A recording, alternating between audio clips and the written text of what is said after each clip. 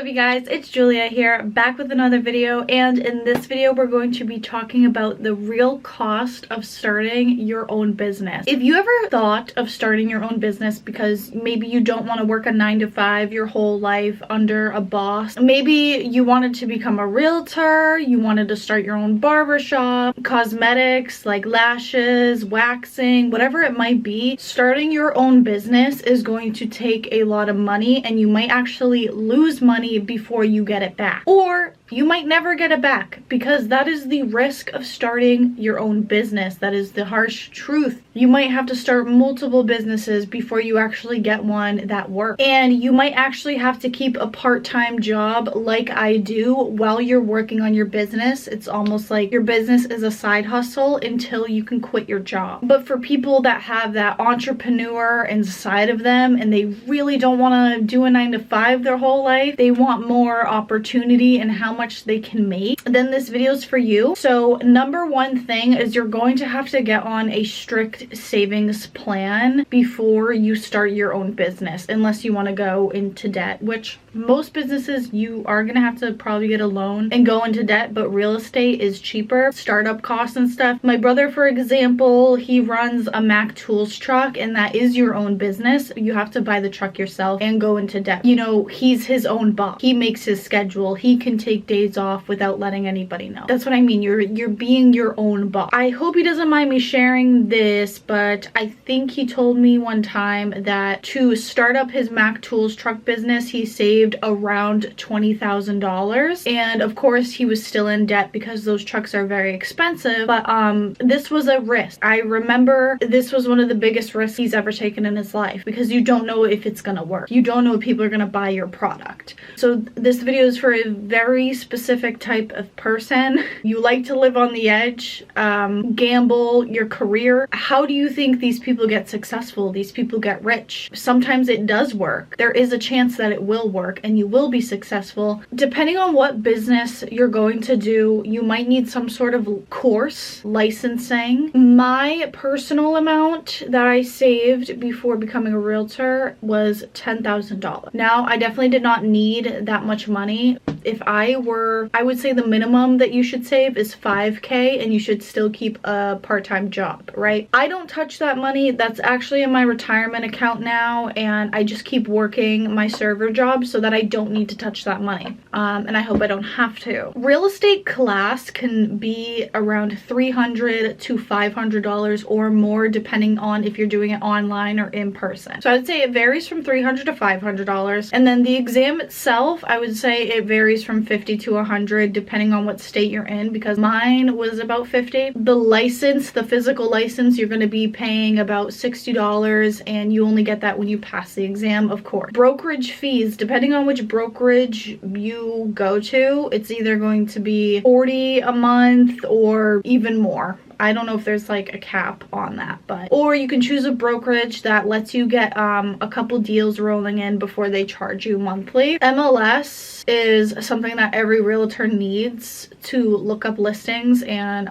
market stuff, and that's like $80 every quarter. And then the yearly dues are like $600 a year or $700, I can't even remember. I am dishing out a shit ton of money before I am making it back, and I do not know if I'll ever make it back. I do have hope in myself that I will. It would only take about, I would only have to sell, I think, like 2 houses in order to get all of my investment back, right? But I'm not in debt, because real estate is one of the cheapest businesses to start up, believe it or not. After I just said all that, you don't need to go in debt for it. Right now, we haven't even talked about marketing yet. How are you going to market yourself? So what I like to do is a little bit more expensive, is called just mailing people, because I find it more comfortable than physically calling them on the phone and asking them for their business. I'd rather send them a cute card. So stamps, 100 stamps is like $70. I get cards for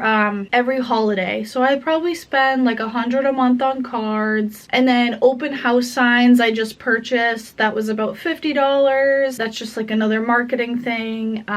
You might have to pay for a website. I use GoDaddy.com. I think that was like $100 a year. Wow, I'm really deep into the hole. My laptop. You need a really secure and high quality laptop for whatever business you're doing. I really do think you should have a laptop, and I got an Apple one. I got a MacBook because the security is really good on there, less chance of people stealing your information and stuff, and I just wanted to connect it to my phone so I can like do documents through my phone and my laptop, whatever. That was probably very expensive. It was like $3,300 for my laptop. Ooh, I don't like thinking about that one. But you know what, like, I'm an adult now, so I buy my own things. You gotta do what you gotta do. My freaking printer was like $130. I don't know how much my printer was, but that's another thing. If you're starting a business, you should probably get a printer. Those things are freaking useful. So the real cost of starting your own business is not only money. So definitely save $5,000 to $10,000. Keep it saved, keep it in an investment account so that it's growing and it's not losing its value, like a Roth IRA or just a mutual fund. I have financial advisors that can help you. They deal with all that stock stuff that I don't understand. But there's also a mental cost. There's a cost of a risk, which I've explained this before. The mental cost is that you don't have a boss over your shoulder telling you to get to work on time, telling you you need to wake up early so that you get to work on time. Is the cost of having too much freedom and not using your freedom wisely, because you don't need to clock in for 8 hours a day. But what if I told you you need to pretend that you have a boss and it's you? You need to wake up at 6. Here's all your tasks you need to get done. You have an 8-hour work day, but you are the one designing it. You are the one scheduling it. And it can be very easy to be like, I'm tired and I don't want to do those things. But if you had a boss, you would have to do those things, right? And it's also a cost of not getting paid every week or bi-weekly. There is a mental cost. You're dealing with clients that are in extremely emotional situations, especially if you're a realtor. I'm dealing with people who need a roof over their head. They're about to go homeless, or people dealing with a death in the family and I have to sell their house. This is very heavy stuff. It takes an emotional toll on your everyday life, and you can never escape work.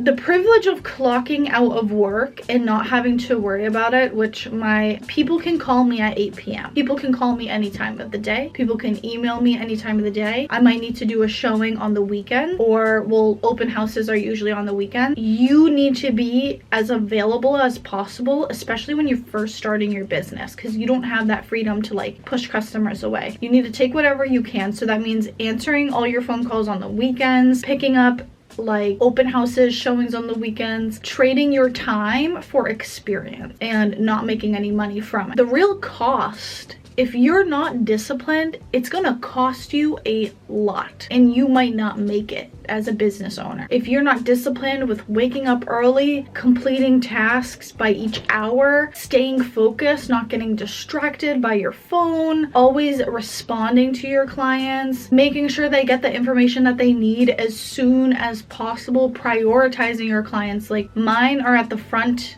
of my brain. I make sure that they have everything that they need every single day, trying my best, because sometimes their needs, I can't find housing, I can't find land that is specific to their needs. It is really disappointing, really stressful, doing mailers to landowners and they don't call you, it's a lot of wasting money and hoping that one day that you'll get it back. And that is the real cost of starting your own business. You're not gonna have the luxury of clocking out. Clients can call and text you any time of the day. You're not gonna have, it's almost a luxury to have a boss directing you every hour of the day, right? Because the alternative is you're going to be lazy, not disciplined, not getting work done. See, when you have a boss, you're on payroll. You're getting paid for everything that you do. When I do mailers, I'm not getting paid for what I'm doing. It's a long-term game. It's hoping that someone put my magnet on their fridge and that they'll call me in 2 years if they need a realtor. Just hoping that I'll get paid someday. So I would say that's the real cost of starting your own business. And in a weird way though, like, this is my